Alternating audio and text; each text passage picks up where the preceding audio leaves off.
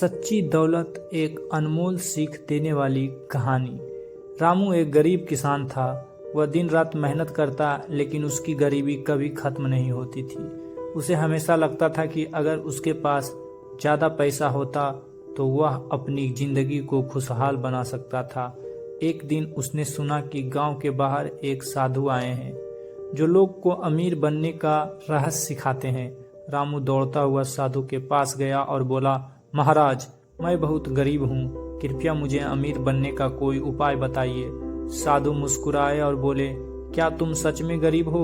रामू बोला, हाँ, मेरे पास ना तो अच्छा घर है, ना ही ज्यादा पैसे, मैं बहुत परेशान हूँ। साधु ने उसकी तरफ देखा और पूछा, अगर मैं तुम्हें 20 लाख रुपये दूं तो क्या तुम अपना एक हाथ काट कर दोगे?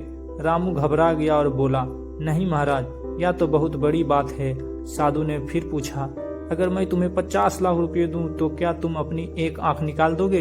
रामू ने तुरंत जवाब दिया, नहीं महाराज, बिना आंख के जिंदगी कैसे जीऊंगा? साधु मुस्कुराए और बोले, तो फिर तुम गरीब कैसे हुए?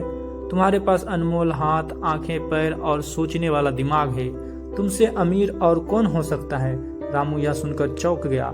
उसने कभी इस नजरिए से सोचा ही नहीं था।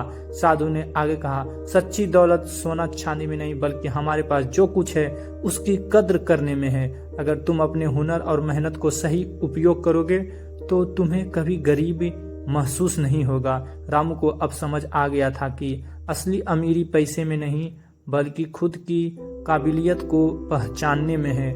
उसने साधु को प्रणाम किया और अपने खेतों की ओर खुशी खुशी लौट गया।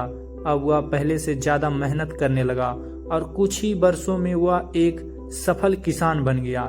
कहानी का सीख, सच्ची अमीरी धन से नहीं, बल्कि हमारे पास जो है उसकी कद्र करने से आती है।